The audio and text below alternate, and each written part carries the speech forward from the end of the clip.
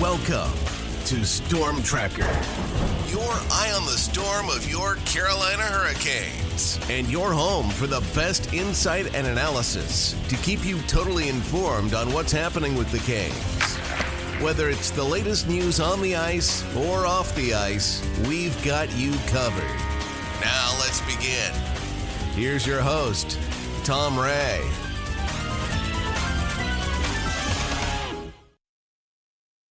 With the NHL season about to begin, there's been some spirited discussion recently about which team has the best defensive core in the league. A lot of folks are touting the Colorado Avalanche, including the Denver Post, and others are touting the Carolina Hurricanes. The Athletic was very positive about the Canes recently. Which one is it? Colorado? Carolina? For my money, it's the Canes. And over the next few minutes, I'm going to show you why. Let's get started. So, the Hurricanes' D is very strong and has been for some period of time. Last year, they had an outstanding defensive core led by their elite defensive defenseman, Jaccob Slavin. But Jacob can bring offense too, as shown 2 years ago when he hit 42 points.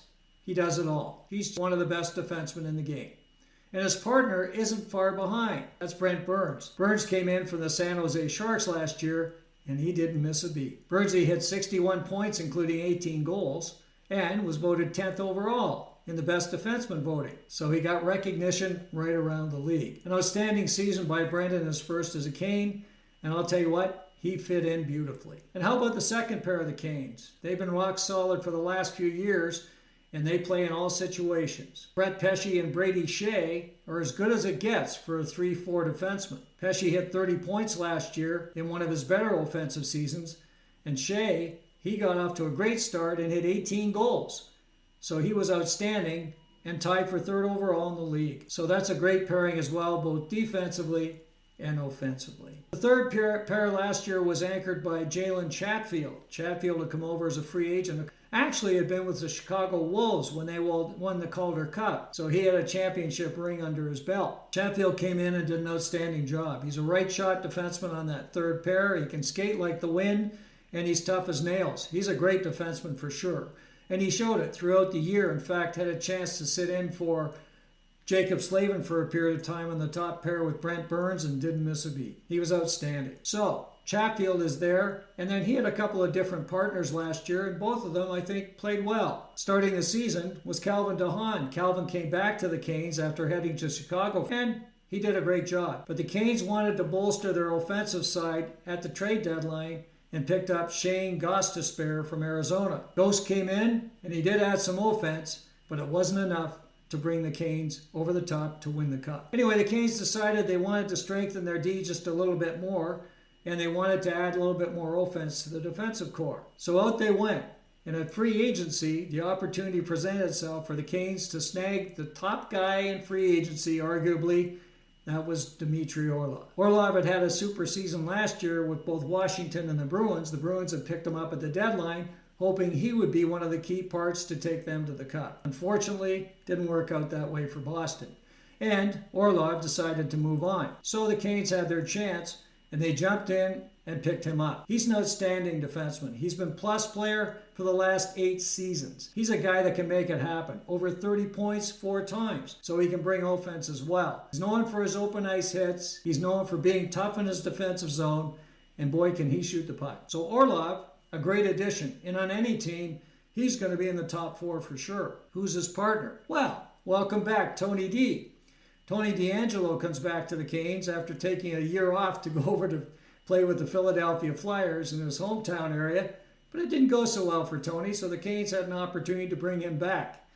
After kind of a circuitous route and some different deals, he does become a Hurricane, and that's great news. 2 years ago with the Canes, Tony played alongside Jaccob Slavin and played great. Well, who doesn't? And anyway, had an outstanding season. He had 51 points, and he was plus 30. Not bad. And Tony, of course, was happy playing with the Canes. So when the opportunity presented itself for him to come back to the Canes, he was all in. And the Canes wanted him to come back. They wanted him for the power play. He's one of the best PP quarterbacks in the game, and he's going to add a lot for sure. And right now, that's what he's doing, quarterbacking the number 1 unit. So any way you look at it, the Carolina Hurricanes have an outstanding defensive core right from top to bottom. So how could you top that? Let's take a look at Colorado. The Avalanche have two of the best defensemen in the game and arguably the top pair in the league. For sure, Cale Makar is elite. He's incredible. 2 years ago, he was the Norris Trophy winner as the best defenseman in the NHL and hit 86 points. He was amazing. Last year, a little bit tougher for him, 66 points in 60 games, but he struggled through some injuries, and it wasn't as good a year as the previous year for him. His partner, Devon has been outstanding. He's had 50 points plus the last 2 seasons. He's just been incredible since he joined the Colorado Avalanche from the Islanders. And he stands alone as an outstanding D player. For him, along with his partner, Cale Makar, are clearly the top defensive pair in the league. So, they've got that definitely to work from. Let's see where they go from there. The next pair is Bowen Byram with his partner Sam Girard. Byram's a youngster. He's only been in the league for a few years. In fact, the most he's played in any season has been 42 games. That was last year. And he scored 10 goals, which was a good number for him. On the other hand, his partner Sam Girard, who's been around a little bit longer, has not played as well recently. The last 2 years, he's been negative. He's been minus 14 for the 2 years. And he struggled a bit. He's not a big player at 5'10 and 170 pounds, so the defensive side of his game is tough. And I think this is where a big differentiation comes from the Canes D to that of the Colorado Avalanche. And then the Avalanche third pair, it's no contest. I just told you a minute ago the Hurricanes have Dimitri Orlov and Tony DeAngelo, which would be a 1-2 pair on most teams. What have we got in Colorado? Well, it's the veteran Jack Johnson, who was drafted by the Canes in 2005 and has played for 7 different teams. He's getting a little bit long in the tooth.